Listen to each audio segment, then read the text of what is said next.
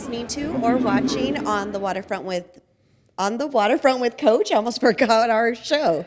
I'm Marina Hernandez, 137779, currently an ID on the night side at the Port of LA in Long Beach. I'm Ed Barreras. They know me down the waterfront as Coach.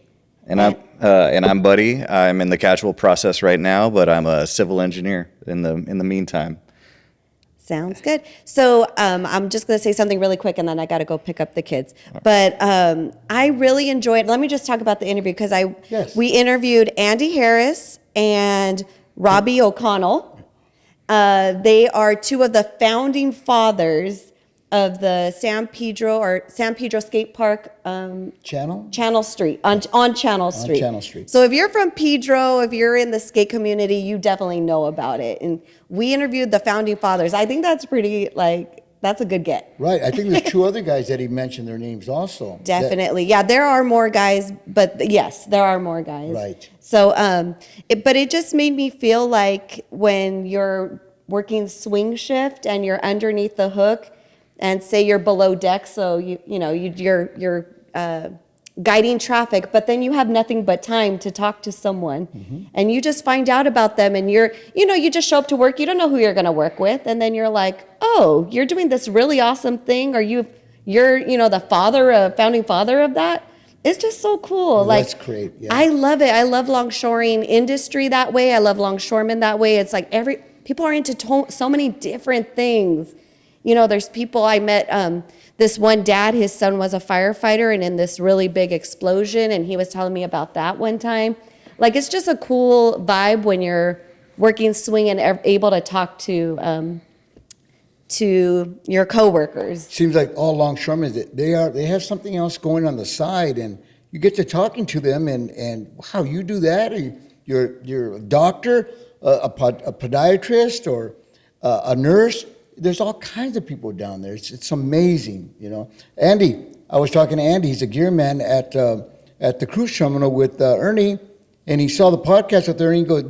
I didn't know what he did, and he said he opened up, and I said, I got to have you on this program because it involves San Pedro, and it's founded by longshoremen, and they're doing a great job. And he also mentions the politicians that are involved.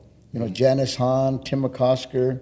Joe that sparks your interest. You love talking about politicians. I love I feel like that should have been like an alternate job for you, maybe. Yeah, Janice, I've talked to her many times, and Tim, they're really good people. And we're going to have Tim on next week.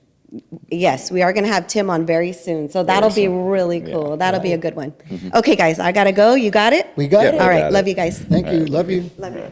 Yeah, Dad. So being here, I'm here producing the whole podcast here. I'm running all the cameras, the lights and stuff. And that was a great episode. I'm really excited for this interview to come out. They did a great job. They did. Being founding fathers and starting from just a mound. Yeah. And then just going and having go by the red tape and and once again, the politicians that backed them up, and then they say I'm not going to talk about that one, which it was sort of exciting about all the police and everybody pulling up. I'm excited we get to tease that because there were some moments for them. But when you had let me know that Andy and Robbie were going to be on the podcast, I was really excited because growing up in the harbor area in Wilmington and like San Pedro, all my friends were into skating. I grew up in the late 90s, early 2000s. So the Tony Hawk games were very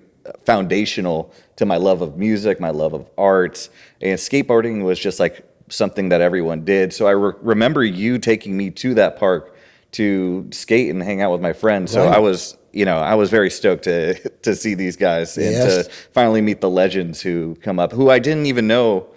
I didn't even know the work that went into it. I thought it was like partially a city-run thing. I don't know. It has a unique vibe that is not like other skate parks, which feel a little bit more,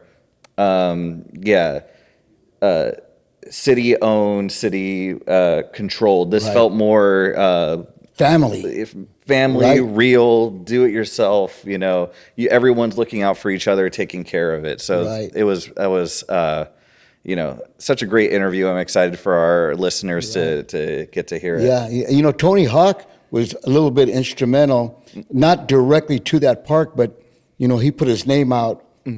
So thank you, Tony. Thanks. If you want to come onto the podcast, that'd be cool. That would be great. I also wanted to shout out very quickly. We have a couple of sponsors to thank. First, we've got this generous donation from Vince Perozzi of MVP Action Picks. Vince, thank you so much for donating this lovely piece. I'm a photographer, and this is an excellent shot. I am very curious how you were able to get this beautiful angle on this. But thank you so much. Right. Yeah. Well, I work with Vince, and his thing is like Buddy just said, MVP Action Picks at Craft in San Pedro, and he's there Fridays, Saturdays, and Sundays down by 22nd Street, and he's got beautiful pictures like this and other stuff that he does. But he does a great job. Thank you, Vince. I appreciate this. Thank you, Vince. If you would like a copy of this for yourself, or if you would like just to see more of his artwork, please give his shop a visit. Tell him Coach and Buddy sent you. He'll know who you're talking about. Right.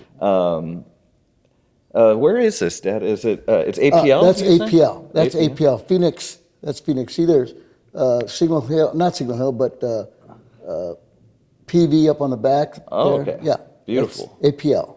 Beautiful. I'm sure a site very familiar to a lot of our listeners. Yeah. Also, I'd like to shout out a sponsor for this episode, Espada Brewing Company in Wilmington, California. So very happy to promote Wilmington businesses.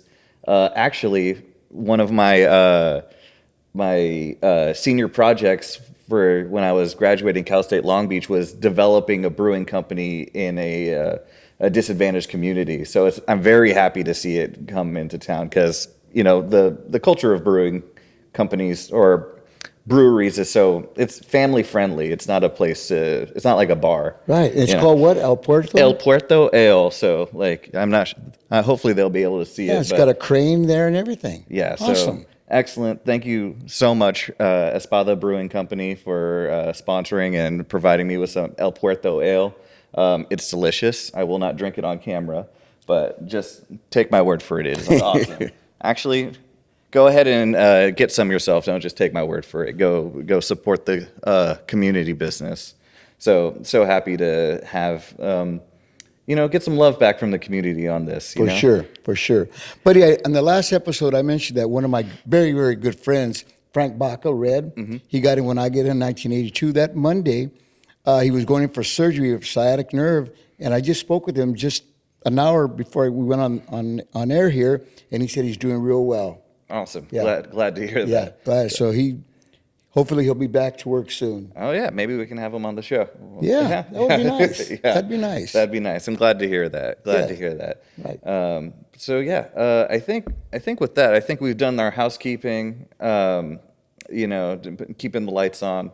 Let's get to the interview because I'm very excited to share that with the Great. audience. Andy and Robbie. Okay, I've got them filled in. All right. Today we have two special guests, two longshoremen that have been instrumental in starting the San Pedro skate park. And we'll introduce both of these guys. They're great guys. Robbie O'Connell. And Andy Harris. I don't know how great I am, but I'm a decent person. You're a great guy. You're a great guy. You're a great guy. Just trust me, you're a great guy. Don't set those expectations too high. What do you do on the?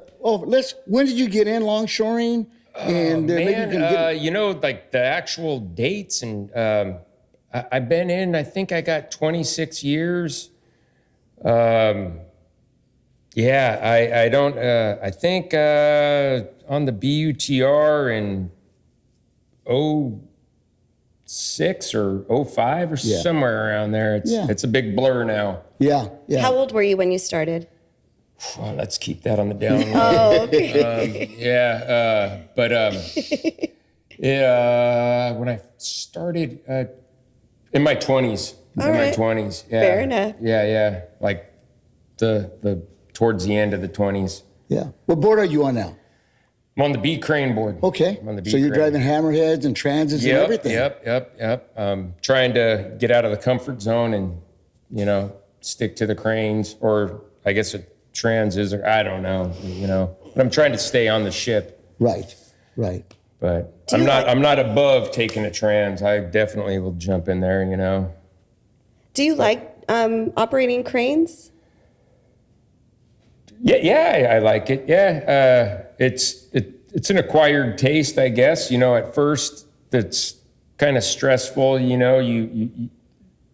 The work isn't really stressful, but like the people around it. And Right. I've been down there long enough. I've seen some people get banged up and hurt and whatever, and I just don't ever want to hurt anybody. A lot of pressure. I know people just.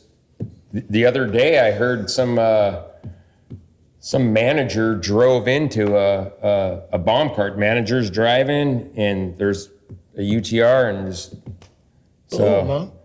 But Wow. yeah, It happens. it happens. It Yeah, definitely It's happens. crazy. I'm surprised it doesn't happen more. Okay, let's go to Andy now. Andy. 133435. Andy Harris. I'm gearman at the Long Beach Cruise Terminal. Been a gearman for about 4 or 5 years now. Before that, I was in a ship gang for a lot of years, and Gang 48, and got in 04 as a casual, and then thank you, Mark Rivera, for that interest card. And then I think 07 got registered, 2.5 years at the casual hall, and have been. I heard you laugh. That's a short period of time. It's the luck of the draw. Right. I mean, I It's did pump timing, and it's timing. miss You a lot had of to. things. There was a lot of work at that time. There was a lot of work. Right. Yeah, it was a different time, I spent those years at the casual hall, and then got registered in 2012, I believe, and did the 5 years as an ID, and then on and on and on. Yeah, so Right. I've always been kind of drawn to the work outside of the container yards. I mean, I obviously worked containers and that kind of thing, but was always drawn to the general and drawn to the cruises and kind of the like break bulk kind of loose cargo kind of stuff, Yeah, very physical, hands-on kind of work. thinking on your feet kind of thing, and just like the crowd. I liked it. Reminded me of skateboarding, kind of, just like climbing on stuff, jumping up on stuff, that kind of thing, Yeah. So I was always drawn to that. The gearman at the cruise terminal is a lot different than a guy on the ship, because you have to set up everything. I mean, gearmen set up on the ship, but you're doing a little different. Can you explain what you do?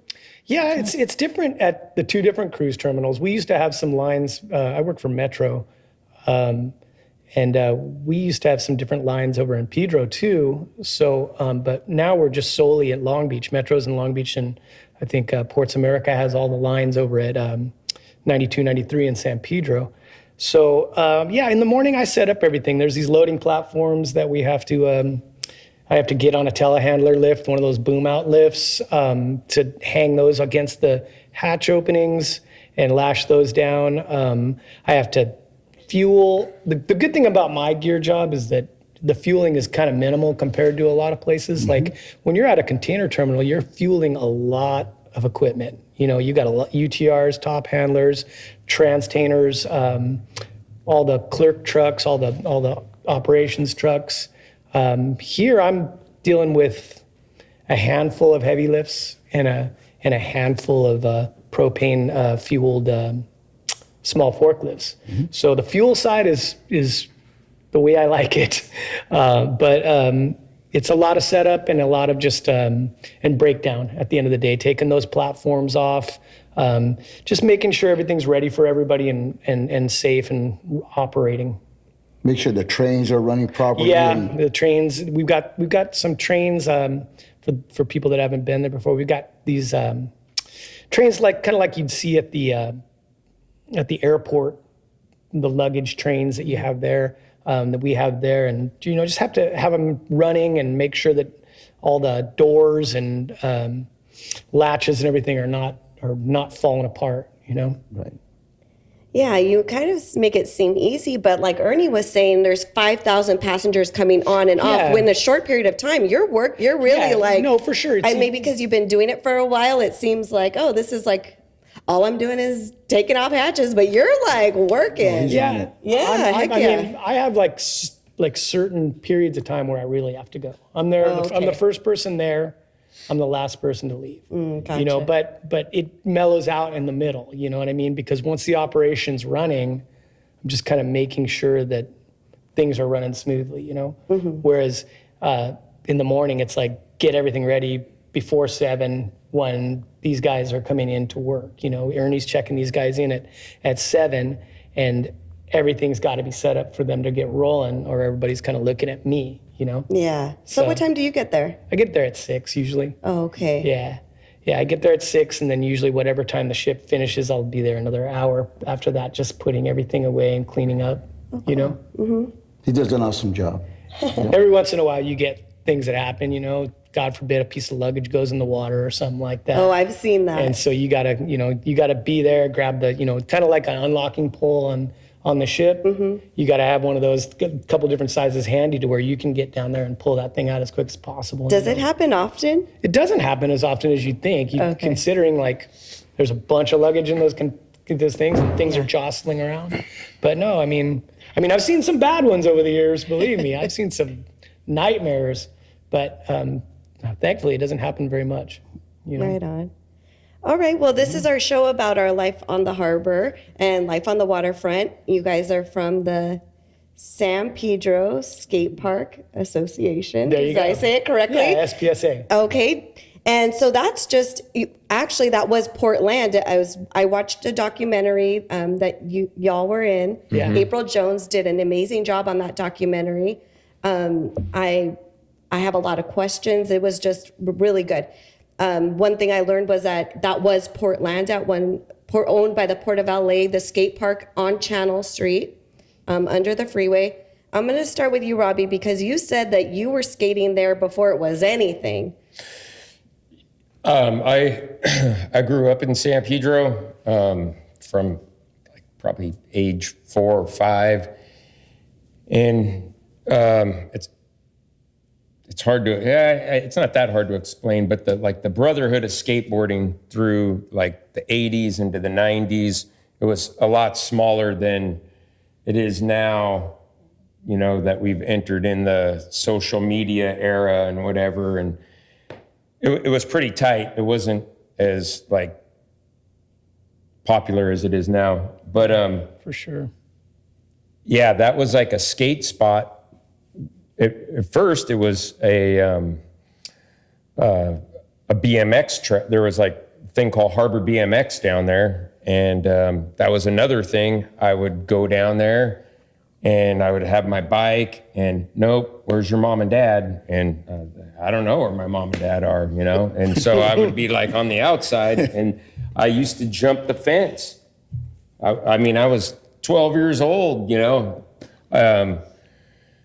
throwing my bike over that thing, and what are you doing? And then we'd get ran. So I've been going down to that thing, which is kind of weird that you bring that up. Not really that weird, but it's odd, I guess, that we end up doing this like really close to almost the location of where that Harbor BMX was.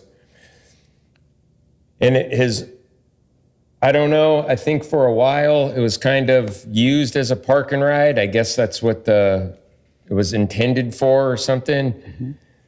But it became pretty quick, like a hot spot for like just dumping washers and old hot water heaters, and somebody remodeled their kitchen.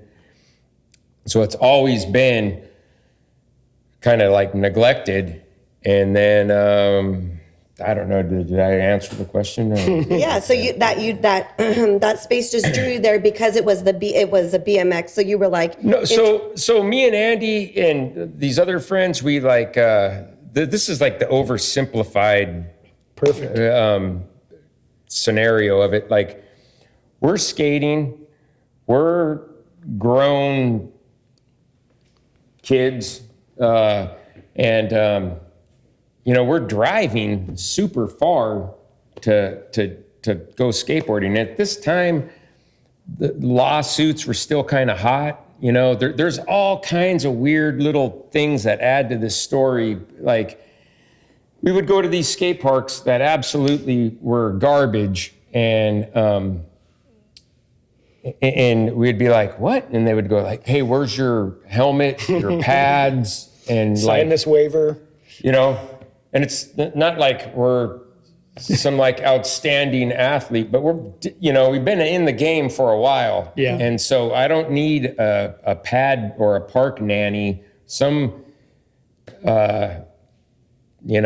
telling me like, "Hey, grown man, put on your," like, what? What the? So we were driving all over. Me and Andy went to all these city council meetings about building a skate park, like at the boys club, and like here we are. I guess we're kind of like this ragtag, like, oh, look at these pothead surfer guys, and this dude is like, "Hey, this isn't about you and your surfer friends getting jobs." And I'm like, "Oh, sorry." And yeah, that's what he said. And so I'm like, I guess I fit the description, Your Honor. We won't mention any names. Yeah, I'm leaving his name out, but I still remember this guy, man. I'm like, So what the why? hell are you like, what, dude? Who's bringing up like getting me a job? I got a job, The haters are the motivators. It was going nowhere. Indeed. I didn't know that though. I didn't. I didn't We were know naive. that. Yeah. You're talking about skateboarders. You guys are good athletes. I mean, You beat yourself up pretty good. Yeah, I took Buddy when he was a youngster. I took him to the forum and everything, and Tony Hawk was there. Was it Bern Lindquist? Is that his name? Burnquist. Oh man, Bob Burnquist. Yeah, dang. Bob. These guys are amazing athletes. Mm-hmm. He can go backwards and forwards. That guy, you don't even know which way he's going. These guys are awesome. Remember that, Buddy? It was great, man. Nice. So my hat goes off to you guys because you guys take them. I seen them guys take a farm arena. Hey, oh my goodness. It's a lot harder now at 53 years old. Oh, it's hard. You're still skating? Oh yeah. Oh, you never stopped. No. Everything hurts. And there's people that like I started skateboarding with that kind of like that like I said, that put this all into like had our lives intersect and whatever. And I mean, they're older than us and they're still, dabbling and participating. So it's a little different than your like, is that the right word? Like the city sanctioned sports, your baseball, basketball. For sure. Like organized sports. Organized. And that was the thing that like I always would scratch my head, like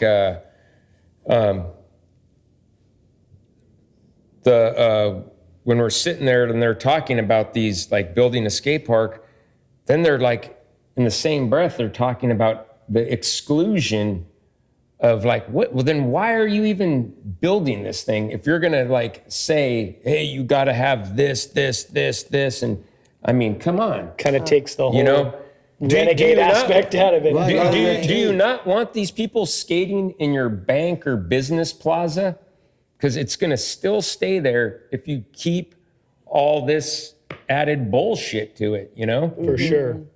It's kind of always been a thing that's pretty simple, you got a board, you got your wheels, and you just go out the door, Right. And That's the beauty of it. yeah. So you were like, they're like, hey, we're doing you a favor. We're going to stay off your property, but we need our own space pretty much. So you went to the city council at first. We got approached, I think, early on there were talks, this is way back in the like late 90s. and with the Boys and Girls Club and with Peck Park. Peck Park eventually did get a skate park, but this was way back. And they brought it up, and like he said, it was just kind of like, it was just immediately like they were negative toward us. Like, oh, it's going to be like this, guys. Don't get your hopes up. And it's like, what's the point? Right. You know? And I think where he was leading is that after all that, after all this time trying to get this thing built, we started seeing these spots getting built, these DIY spots, these do-it-yourself spots. Like the holy grail is Burnside, the Burnside project up in Portland, built under an overpass, and it's been around for 30 or 40 years now. Skaters you can imagine in a place like Portland that gets a ton of rain, you need a place that's covered to skate. And so these dudes started building stuff back in the 90s and just kept going, and that thing's still there. So definite inspiration from there. And then there was one in Philly that got built, FDR, and then Washington Street Skate Park in San Diego. Which is weird, like getting back to like how it intersected everyone's life. We have a friend that's a photographer, and he lives down in San Diego. And so when we started the building under the 110 freeway, it was just this, we started with just this pile of dirt, and we turned it into this, it's what would be called to your civilians like a pump bump. And we started this pump bump. Our photographer friend took a picture of it, like, look at that thing. And it's just this big concreted round roll. It looked like a gigantic speed bump. And, but it was buttery sweet. And, it's no longer the photo ended up being shown to these dudes in San Diego. And these guys down in San Diego like latched onto it and like, whoa, whoa, whoa, go back, whoa. And they were in awe of it. And so that kind of started the connection. And then go down there and camp out. I was a casual at the time, so I had no schedule. I was completely undomesticated, and I would just go down there and just hang out and build and work, and and then they would come up and help us. Yeah, it was from San Diego. Yeah, from San Diego. So we call our skate park Channel Street, at kind of in homage to Washington Street. Washington Street was before us by maybe a couple of years, and we were like, well, this is our spot, so let's call it Channel Street because it's off of Channel Street, so the Channel Street Skate Park. Yeah, and but those things were kind of like the determining factors of like, dude, we don't have to deal with these lamos. We can go just build our own thing. I mean, don't get me wrong. I think Robbie would agree too. I don't think we thought that this was going to last very long. You're like 2 blocks from Harbor Division, Right. And, we're just like, we'll just screw it. Let's go buy like 10 bags of Quickcrete at Depot and get some chicken wire and borrow some water from like one of the automotive places there. And we just... It was so weird. Figure it so out, crazy. So you guys actually built it, right? Oh, yeah, we built the whole thing. You guys built it from... Every stick of rebar, like, I could tell you all kinds. There's weird little time capsules in there. Oh, yeah, there's all kinds of little Some Easter kid eggs. had Like, poor what's in behavior there? and his skateboard got put into a concrete pour Okay. because of a bad attitude. Oh. Yeah. Oh, There's file cabinets in there. There's all kinds of crazy stuff. okay. Just because we were just using whatever we could to like fulfill. Right. And especially in the early days, a lot of the early stuff is gone now, though. Like the early, like that pump bump that you talked about. The original stuff, we actually, as time went on, we kind of demoed, and as we got better, as we got more funding, as we got more recognized, we demoed stuff, took that demoed material and backed it up into a wall and built something else there. Now, did you have construction guys going down there? No, it was Showing us, that? man.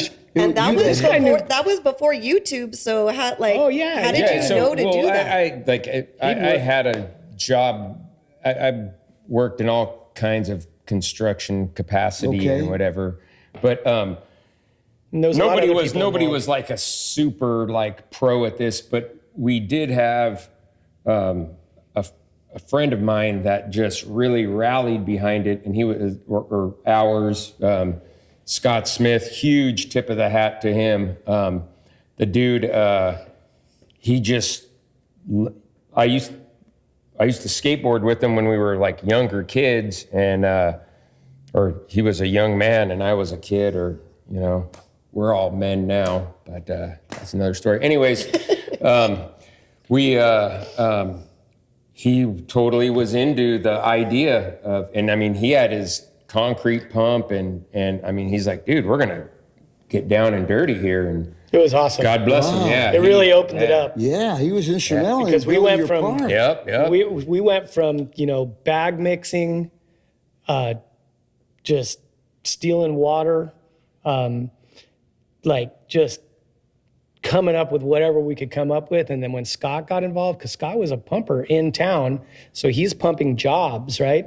So this dude would be like calling us on the phone and be like, hey, I got this. we got a truck up in PV I got right half now. a yard or Yeah, We're coming down there. You better form some shit up right now. Wow. Yeah. So we would just form up some flat bottom or something quick, so we could pour some concrete. You know, because the name of the game was it was free. You know, and we Yeah. had this guy that was going to go out there and pump it. He knew a little bit about finishing, and then you as time went on, you started to kind of people get attracted to this. You know, like they see feel it, the energy, and yeah. they want to be part of it. It's a community effort, and so guys showed up that had skills. You know, the other guys that are skateboarders or not, they just saw the effort and saw the community, and it being Pedro, which is pretty tight knit. It really worked. I think I mentioned to you one day when we were working that it's very location specific in a lot of these things. Like, I don't think this works in Palos Verdes. I don't think this No, I works don't think so. in Torrance. I don't think it works in a lot of the cities around here. It works here for a variety of reasons. But one is that it's kind of like, in a lot of ways, there's the neglect. You know, it's almost like a good neglect, you know, like that's why I kind of feel like artists for years have been kind of coming to Pedro to, like, that was kind of a little haven because it was cheap and you could kind of do your thing and not know he's going to really care. Kind of feel the same way as down there, you know, like it was just this eyesore spot. Like he was saying, like Robbie was saying, it's like illegal dumping and heroin guys and just like and we homeless. cleaned it up. And we cleaned it up. Yeah. Yeah, it's yeah. not- So we got rid of all that, and obviously we not to interrupt Andy here, but it wasn't like we were like super like vigilante, but it did. There were times where we had to like go, nah, man, you got to split, you know, and run somebody out of there, you know. For sure. to this day. For sure. You know, which I sometimes it doesn't sit good with me. Like I'm like, man, we shouldn't have to be like they should have little hands-on, like, you know what I mean? Right. And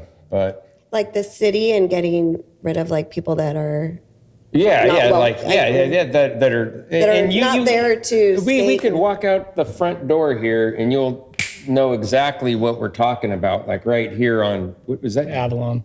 No, not Avalon, but the D Street maybe, right under the or- ficus, the crazy like, and you know what I mean? It's you know, and then there was other stuff where people would show up and were like pretty much living down there, but were totally positive additions to what was going on down there, you know?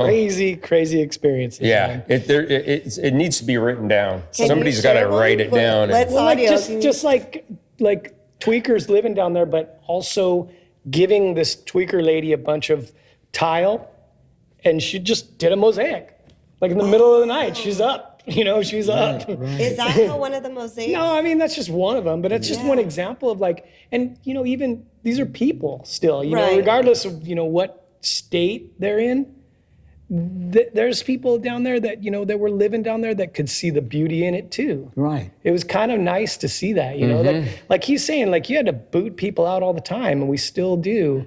But there was definitely some people that can appreciate, from a cop all the way down to like a heroin addict living on the streets. It's a trip. Now, how about, did the city get involved? Did you have to have permits? I mean, now you have to have a permit to do almost anything. We're getting So to that. I guess that's what we're gonna get to, right? I mean, it was insane for the longest time. Longest time, like where we put this thing in, it was fenced. So on top of everything, I mean, we didn't really like get into how freaking hard. Basically, the only way I could explain it, and I use this a lot, is like that thing was built by the Amish. Literally. Like sledgehammer, like demo the street, everything. Like we should have like rolled up with like horse and buggy and those beers. wow. And Bare hands. They're bare hands. There was a lot of bare hands, especially in the early days. because we would do all this concrete, and then we'd have to jump a chain link fence to get in there. Yeah. And like With a bucket of water. this CHP dude, I don't want to put him on blast. I mean, I hope he's still alive, but this guy, like, we're in there and we have this ramp and we're doing all this stuff. And then he pulls up and it's like, oh, the cops, the ultimate bust. Right. It's not like a suit and city badge dude. We're afraid of them. Because they came into the city badge people and whatever, and we love you. I hate them, and like they're just double talk, But so the cop is like, I'm not going to do anything, and then he would chat with us, Yeah. and I got to know the guy kind of. It was like It was so crazy. Our interactions with people down there, with like the cops, most of the time, super cool. Well, they show all the positive things. The you guys are positive doing, aspect right? of it. I mean, it's kind of like just by putting bodies down there, that homeless element doesn't want to be there. Right. Because they don't want people looking at them. Right. And then after that, I mean, this is say a couple years into, or even a year into it, kids started showing up. All these kids, parents, like always thought that was so funny, like parents pulling in with a minivan and dropping their kids off under a freeway and just bailing. Like, all right, I guess we're babysitting your kids now.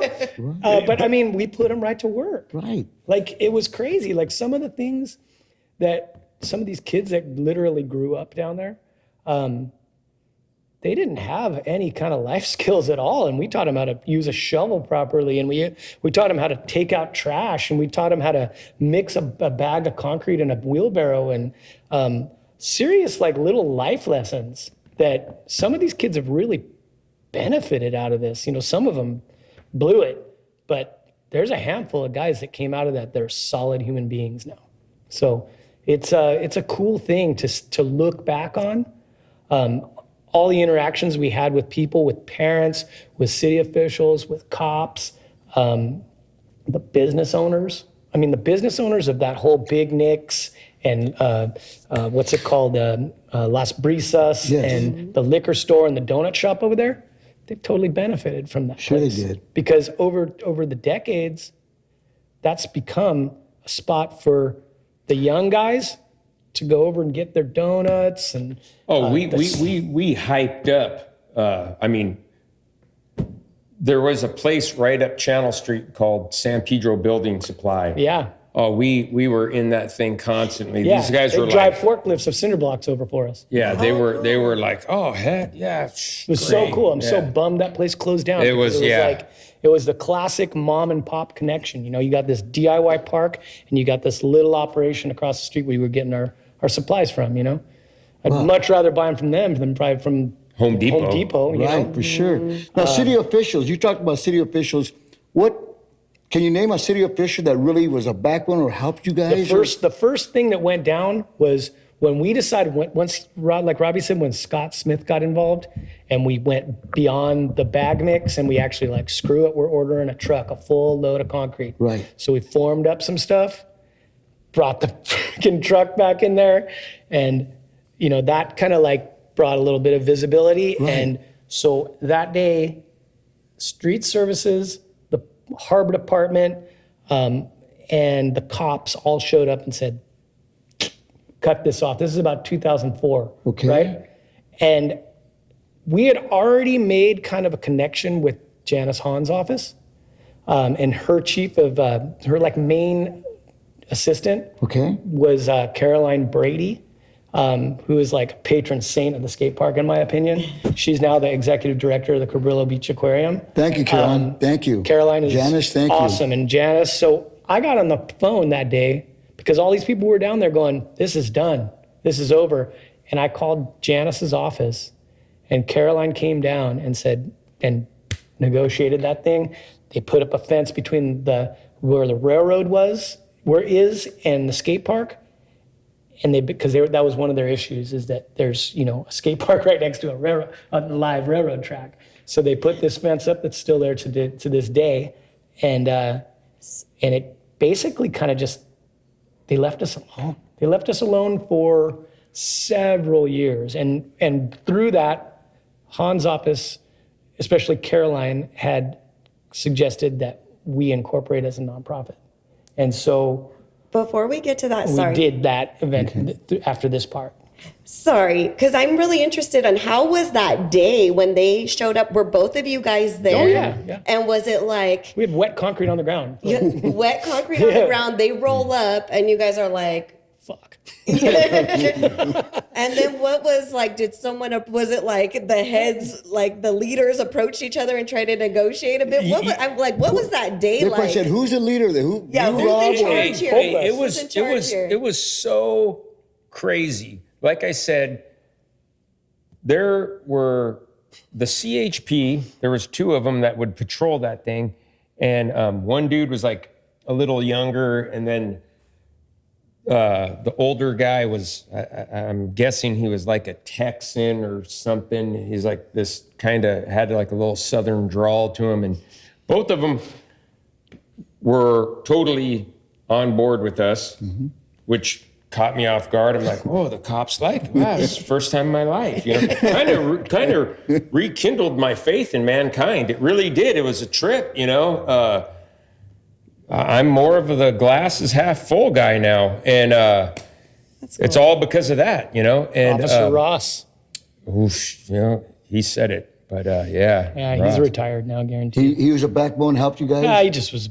He just a would cool guy, just a turn cool turn the guy. blind Turn the eye. blind Yeah, eye. yeah. Yeah. And I guess that too, like when someone approaches you, you don't know, like, is this going to be contentious or is this like, what is there? We could tell this was going to be contentious Oh. on that day because a lot of people showed up. Yeah. Okay. And they drove like a down coordinated They effort? drove down the like dirt next to the railroad track and pulled up right on it. And we got a concrete truck there, and we got like 8 or 9 people finishing concrete, and we had to pull away and go talk to them, And then that's when I was like, look, let me get on this horn. I remember my phone was like that big. It was like a little Nokia. Right. And I called over there, and I mean, you know what? She came right down? They came down, and it was. Then the Daily Breeze did a little article about it.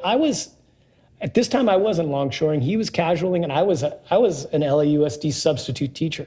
Okay. And I taught at Dana primarily, and like the first kids that came down there were kids that were in my classes, and these are men and women that I know now that are in their 30s and like have kids themselves and have jobs, and they're all responsible.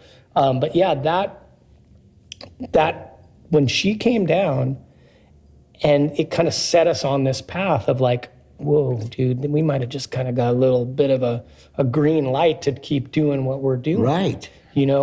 And because the harbor backed off, because technically, because of that rail line, which is the Pacific Harbor Line, that's jointly owned by the Port of Los Angeles and the Port of Long Beach, because they jointly own that rail line. So you can imagine the complications that arise when the Port of Long Beach is involved in something in San Pedro as well. Right. But they kind of just left us alone once that fence went up. And the thing was, we got to building. Like around 2004, like that was all small stuff. After that, we started building like the bulk of the skate park you see there now, some big stuff. And Who developed the plans? Who was like, hey, let's do a These you guys. bowl? Like who? I mean, a handful of us, It was- but I mean, it it was was- just Was there a plan? Like someone drew it out? talk. Oh, Draw. just talking like. One time, one of the one of the plans is on Carolina Place, 36th and Carolina, in the street. A guy that I used to work for, he had me like lay it out to scale in his. He has like a wood shop behind his house, Mike Wilder, and he was like, yeah, here you go. This is what it would look like. He drew the plans. Well, Well, it was drawn. It was like chalk lines, and we were like, the dude's like pretty handy, and we did a scale thing, and that's the square bowl, which is kind of a popular a feature of the park. Big giant piece. We did that bowl we did in I think 2005, and it was 2 full trucks of concrete. We shotcreted it where that's like brought through an air compressor that shoots the concrete so it sticks to the vertical walls. We did 2 full trucks. That's 20 yards of concrete, and that was one of the bigger. I think that's probably the biggest. That was a big one. Yeah, And that's all the way back in 05. We had allies from Burnside to From- Sage Bulliard. All these people came down. for Super this, all like there's talented so much people. more to it too. Like there's the Andy was talking about like the Burnside and those guys that started that. Like 2 of the dudes that they went into like they're like concrete contractors, and they make Dreamland skate parks. They make these insane skate parks. I'm All over the surprised nobody really like looks at what they're doing. I mean, it's incredible the stuff they make. Yeah. It's unbelievable, and it's like, and Andy and I and other people would try to talk to These guys. the city council people down here and go like, look, you're going to get the most bang for your buck with this right here. Here you go. You want to become the great councilman or whatever, and look at what I did and all that, whatever. Go with these guys. When we're like, in reference, kind of like when Peck Park was being built, the skate park, we push so hard for these guys that are just like world-class craftsmen, skateboarders, but have their own skate park business. And the way the city works, it's all about the lowest bidder. It's all everybody's in bed with everybody, and we didn't get the contractor we wanted. And the town suffered because of that, because Peck Park didn't really turn out that great. Right. But you know, that day, that big pour day, like that does underline how cool this world is.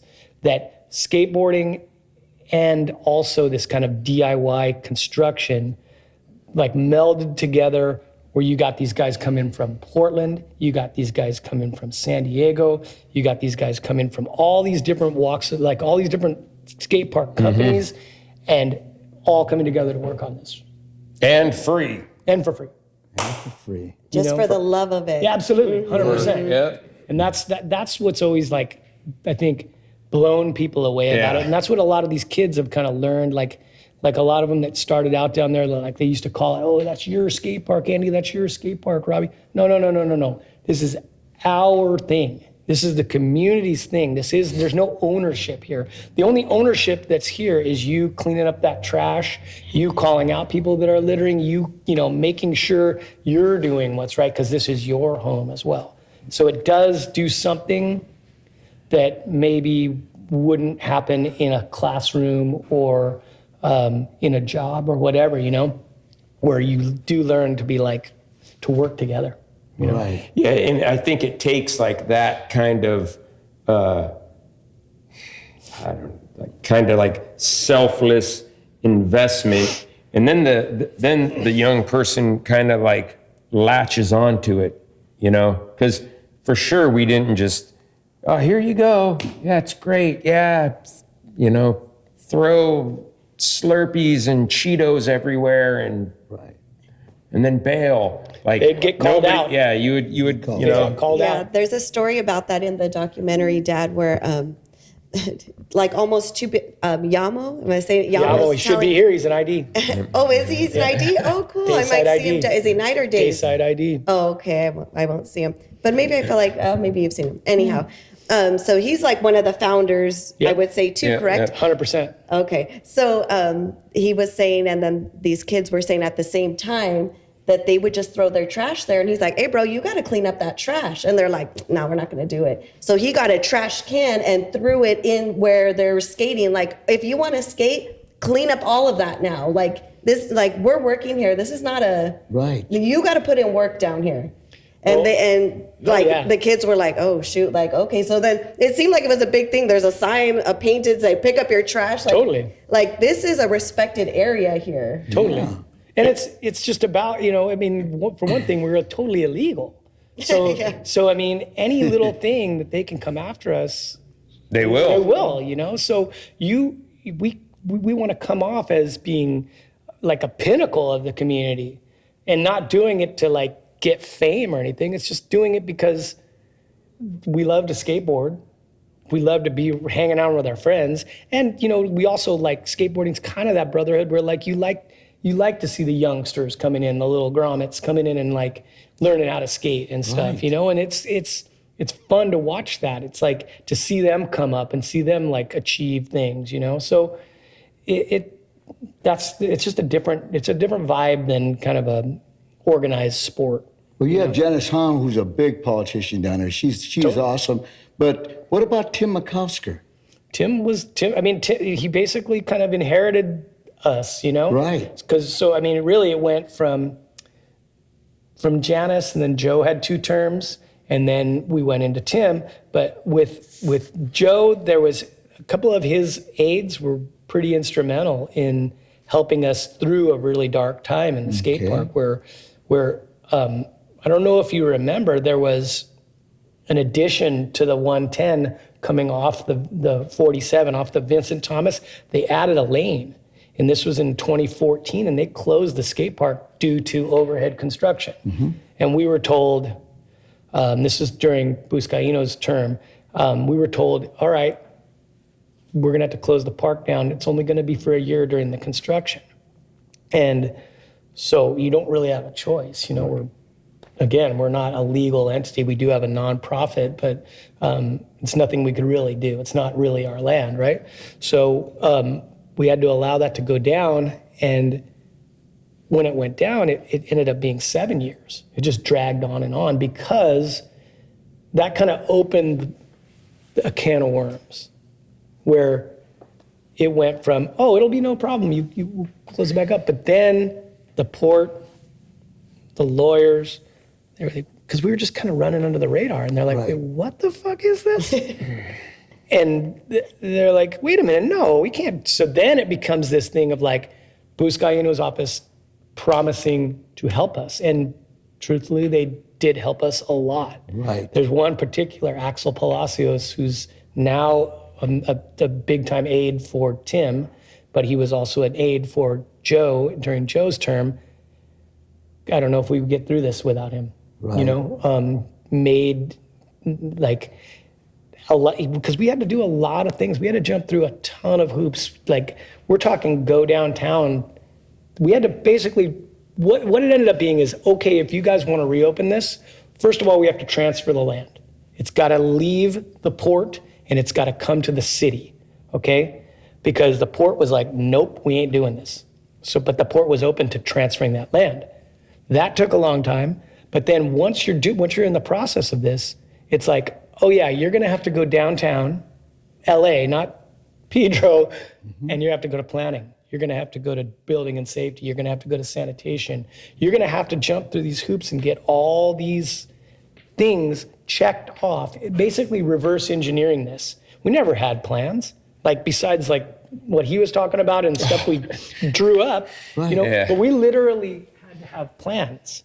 which was amazing. Let me. Dude, please, get in there. There's another part to this. Like again, how it kind of it brings out the good in a lot of people. And I'm not trying to get into some fantasy land of, Go there, man. yeah, marshmallows and unicorns, and it's still, there's a lot of dark shit going on. But my daughter's born. She has a friend that she meets in preschool or whatever. This guy's a Canadian dude, and he's a architectural engineer. And he goes, oh yeah, I'll draw you a bunch of plans and stamp them. It's just another example of it. Oh, cool. It's just another example of it. You're yeah. going It's from like it was meant to be. Like Yeah, just things are falling into The place. sun, the moon, the stars. Yeah. Well, and it's Right, also right. like there's no denying the like draw of it. This is for the Because kids. people are You're just talking sick about of the like kids. corporate bullshit, Yeah. Like you want something that's real, and this is about as real as you can get. For sure. So yeah, that's Matt Timmers, man. Yeah. Timmers. Yeah. Drew the plans, like amazing. Awesome. And then you go through and get all these things. And I mean, there was Rebecca Liu. She's Doan Liu, who's another politician kind of person involved in all that world. That's his daughter. She worked for the city for a while. She came with me downtown. She walked me through this stuff. She showed me what to do. And we got through these hoops. It's like insane that we got through these hoops. Like everybody was like, it's done. Even me and Robbie were like, this is gonna be done, man. This is just dragging on. We're never gonna get this place reopened. It's just gonna sit there and got repopulated with the homeless. And it was crazy because COVID kicked in. COVID kicked in and It was insane. It was so, and you know what? And that's a good part to bring up, because it forced the city or officials or whatever they're called to look at when the ball's in their court. Look at what happened. Look, there was full on encampment, just this nonsense. Complete just, and you couldn't do and it. I'm not judging somebody that's strung out to the bone or whatever, but it was unbelievable. And so what he's about to say is they would kick us out for jumping the fence and cleaning up, just taking, while it was closed, taking all the everything out of there. And the cops would, this time, they weren't cool. They're like, hey, Port police. You can't be in there. And I'm like, what are you talking about? There's a makeshift residence built up here. You know what I mean? And they burnt it down, dude. And they're like, no, you got to get out. And I'm like, oh, whatever. That was a very weird time. Yeah. So then, prior to that though, I'm going back right before the overhead construction kicked off.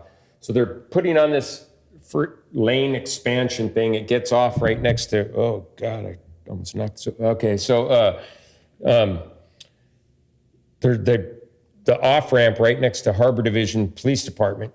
They put this thing over there. It goes out to public bid. Before they build it, they were like, hey, we're going to have to put a support column right in the center of your skate park.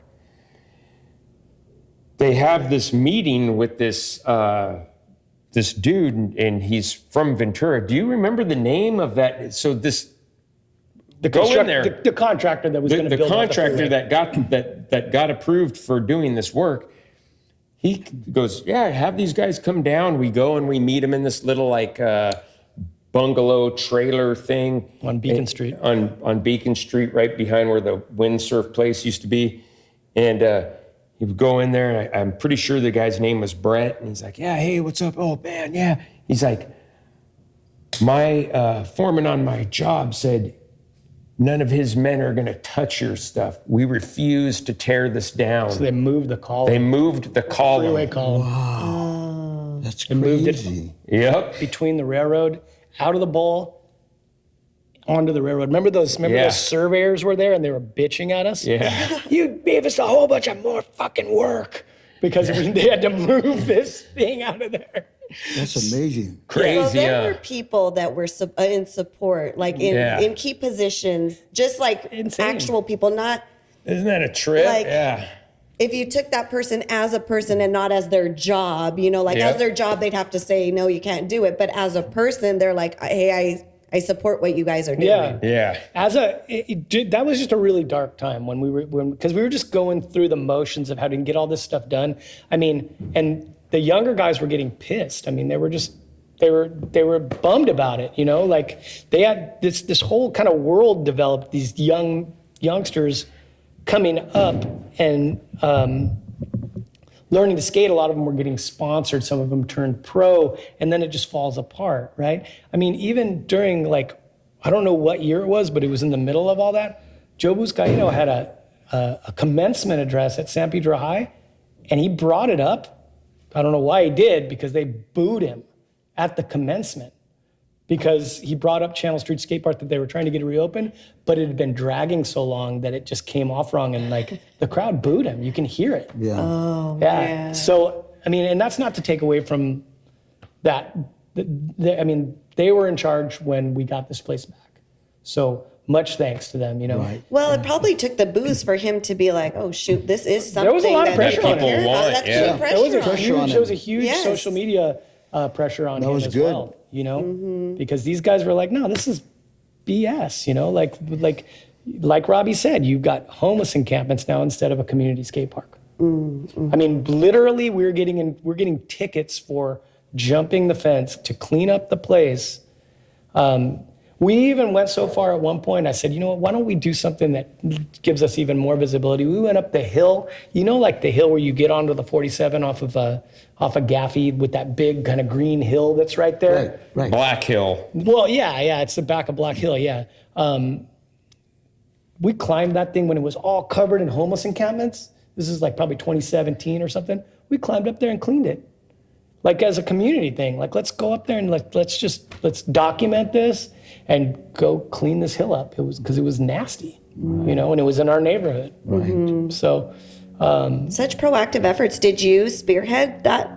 yeah, I just brought it up and then people were pumped. And they're like, okay, let's do And then it. we got Clean San Pedro got involved, or no, it wasn't. It was some dudes that were. There's a guy that works for Joe for Tim's office now. The hell's that guy's name? Anyways, he got involved as well with his organization. We went up there and cleaned it. Nice. So what was motivating you guys during that dark time? Because you could have easily just been like, F this, let's try, or I don't even know. What was motivating you guys to be to keep going down to downtown LA, keep up with this process?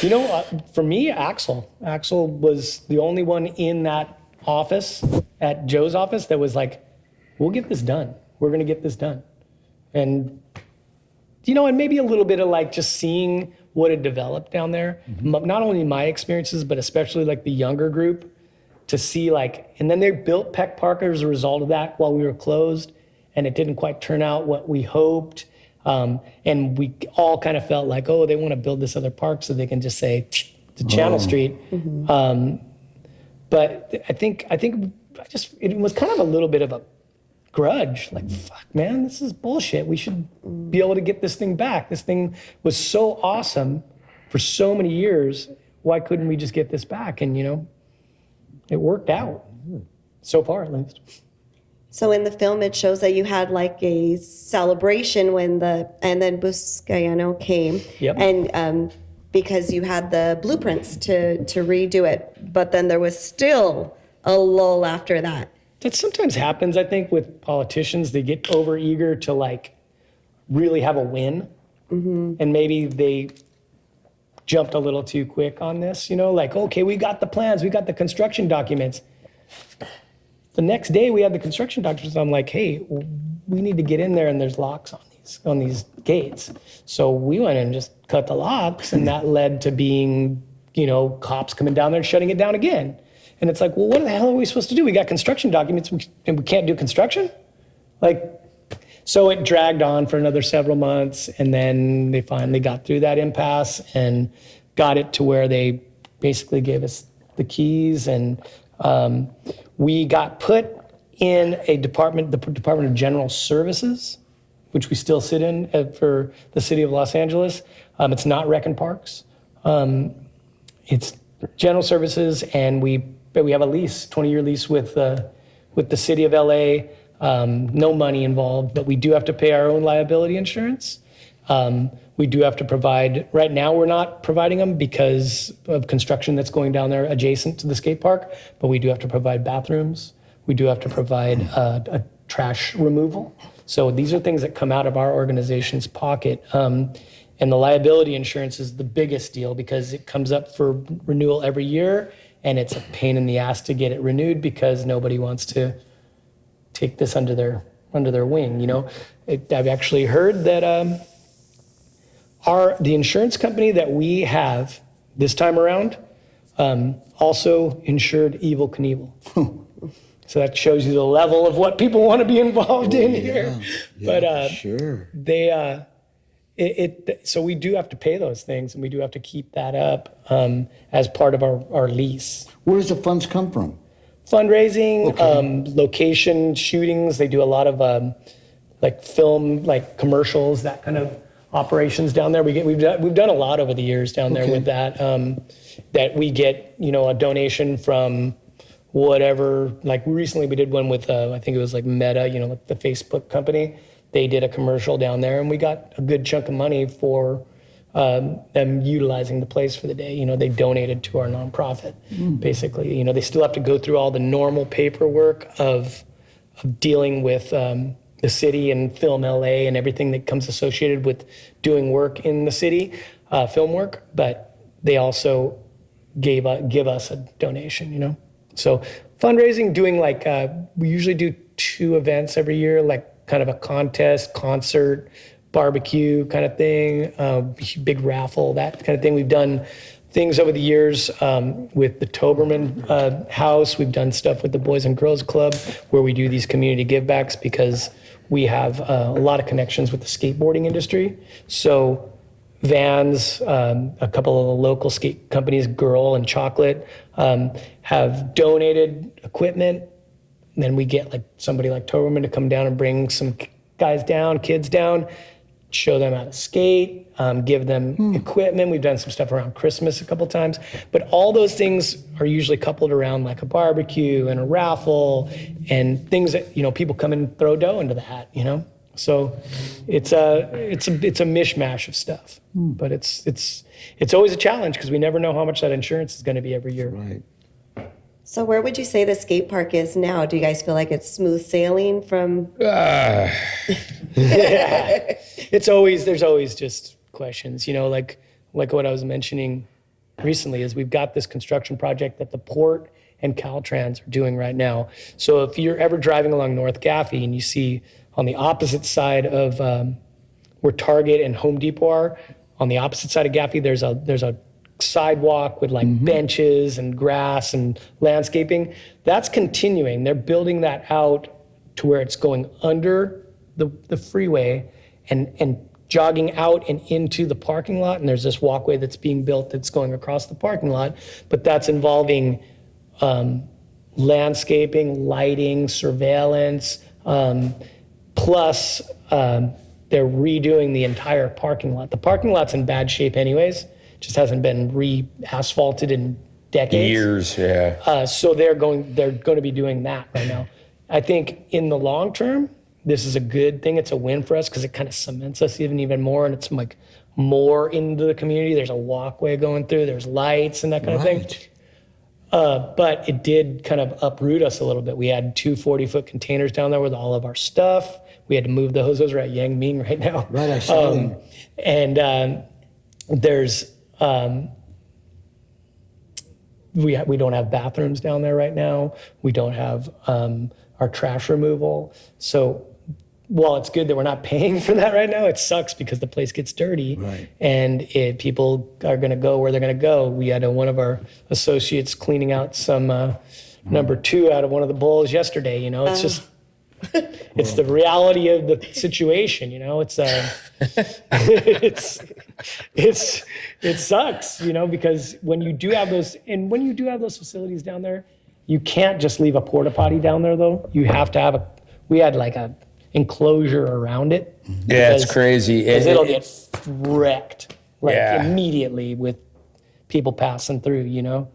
People So- like living in it. Yeah, literally living in it. Seriously. Yeah, so people were sleeping in the porta potty. You know, they'll like go in there and close it up, and you know, it's wild. Or they'll go, because we have it locked up, right? Yeah. They'll go right in front of it. Yeah, it sends a message. I think maybe they're like, oh yes, a porta potty, and they're like, God damn it. Yeah, they're like, well, I gotta go.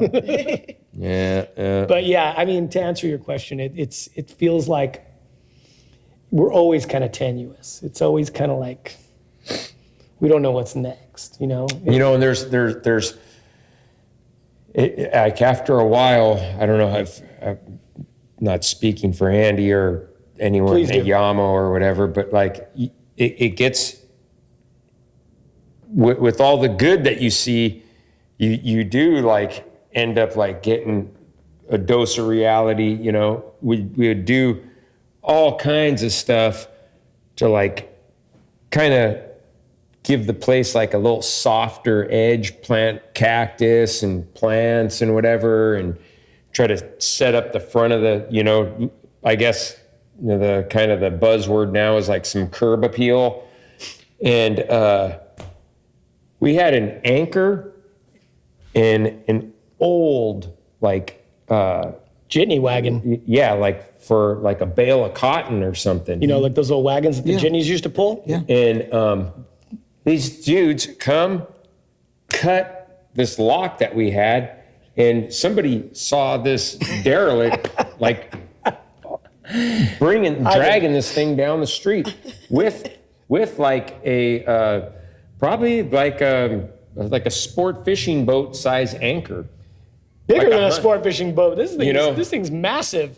And Yeah. So we set it up on the corner of Channel and Gibson right there. Like he's saying, it was that's like the curb tip of the appeal. iceberg. This story too. It was a curb appeal kind of thing. You put an anchor out there and this old like piece of like longshore equipment. Like this looks cool, you know. And we locked it down and everything. And I get a phone call and I'm like coming from break from work or something. And the guy, hey, these guys are stealing this shit. And I pull up and this dude is dragging this steel-wheeled wagon down Gibson toward Wilmington. Like, this guy's going to the scrapyard with this thing. He's going to go walk 6 miles with this thing. And he has the anchor on it. And we just came down there like, hey, what are you doing, dude? Took it back. Oh my, wow. Yeah. So you get like a little kick in the teeth every so often, you know, and there's always been like some vandalism going down and like there's just so much. It's a never ending thing. Yeah. But this none of this stuff happens without the support of the city. It Yeah. literally doesn't. So you actually mentioned it a while ago. We haven't talked about Tim, but Tim has been nothing but like 100% behind us from the get-go. Even when he was running, when we first got to know him, I think he was a land use lawyer in his earlier days. So the guy is like a wealth of knowledge, and his staff solid and 100% behind us, which has like been really, really cool to know that you've got that people behind your back. When something comes up, I've got on the phone and called him and like he answers the phone. It's like insane, you know?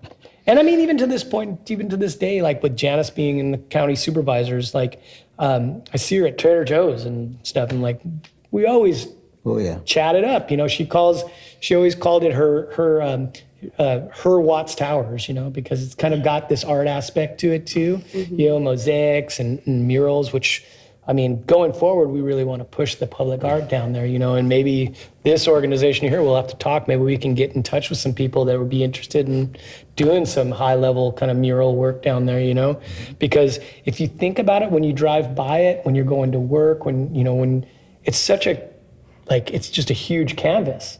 Right. Like, can you imagine all those walls with public art, you know? Right. So that's maybe like the future.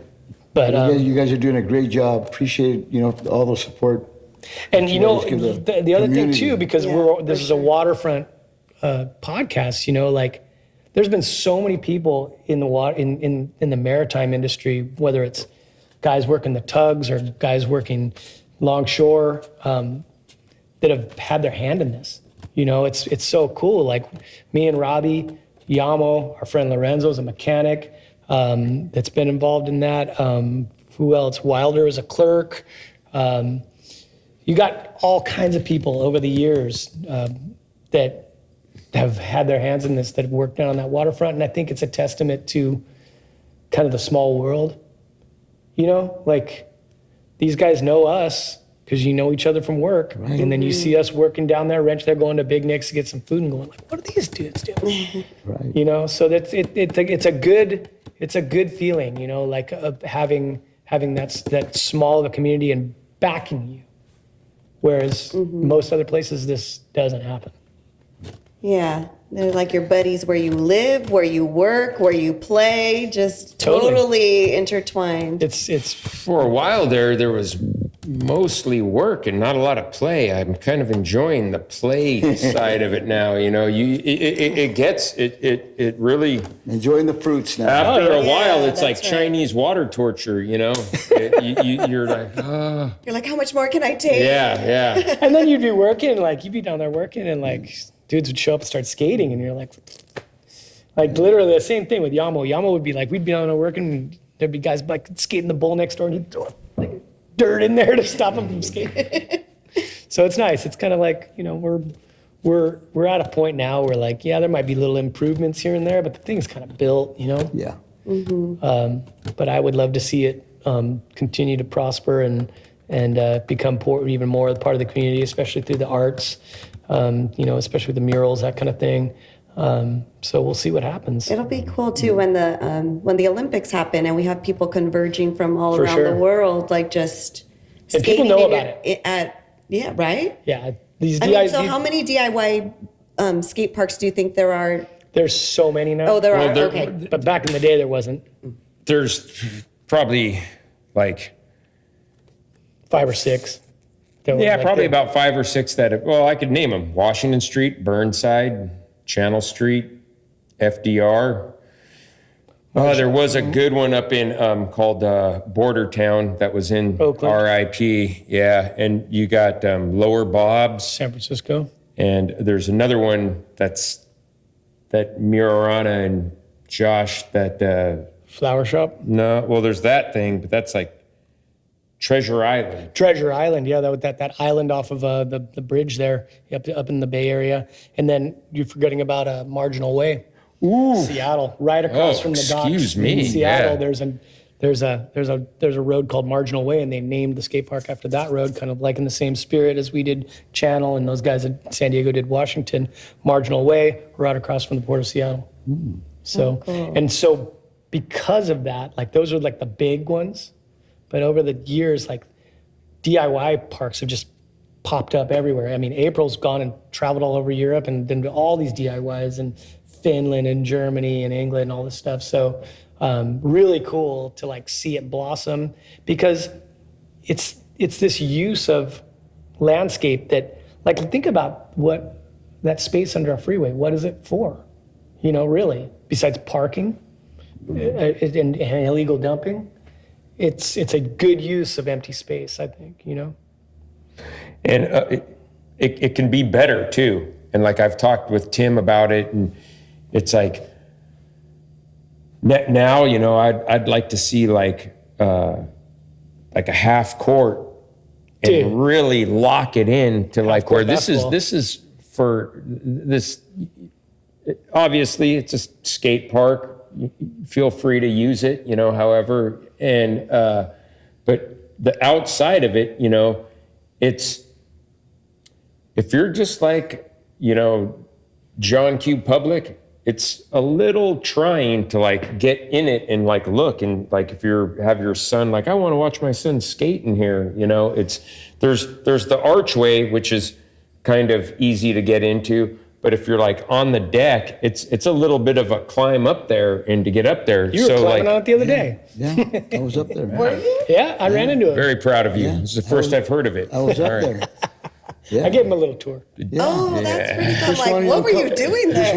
one young couple said, "Hey, are you gonna go skate?" I go, "Yeah, I'm gonna go skate." That's right. Right? That's right. Are you gonna go skate? Yeah, you know, I've had to like advise against it a couple times. Like some people were, I'm like, hey, you know what? Yeah, it's don't not- even go up there, you know. But yeah, so like it would be cool if the outside kind of was a little bit. There was something there, More you know, dialed in, like yeah. like some pull-up bars, dips, like everything. You got this so-called like the bike path or the jogging path or whatever it is, you know, what's going to get people to go down that thing? You know, unless you want to jog on it, you know, unless you're going there, I'm going to get on that thing, I'm going to ride my bike and whatever. But if you put some bells and whistles to it and like had some features, oh, I can go down there and then end up at Machado Lake. I can go the other way and they got a half court and they got, you know, it kind of, to me, I don't know. I'm not like a city planner or anything, Or but murals, it seems you know, like, you know. can you imagine Yeah. like one of those big pillars, those big rectangular pillars down there with, if we got like a super talented artist to do like a giant mural of maritime history, local maritime history, how cool would that be driving by?